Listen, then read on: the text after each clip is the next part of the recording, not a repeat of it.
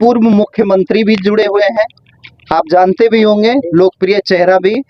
एक चीज इनसे जरूर जानना चाहेंगे, जैसा कि अभी मनोज जी ने बता भी दिया कि भाई सदन चलाना है और जा भी रहे हैं, यही चला रहे हैं आजकल। ये भी यही चला भी रहे हैं, जैसा कि आप लोग क्लियर कर भी दिए।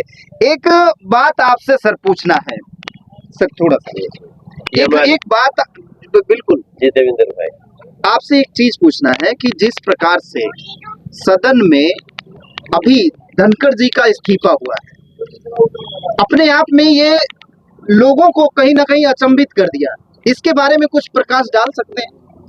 आज कांवड़िया का कार्यक्रम चल रहा है और आप देखिए कि इस कांवड़िया में जो बस्ती से, संत कबीर नगर से, सिद्धार्थ नगर से लोग सरजू का पवित्र जल लेकर के जाते हैं और पैदल जिस आस्था और विश्वास के साथ जा रहे हैं, उसमें भारत की लोकसभा चल रही है। सांसद हमारे श्री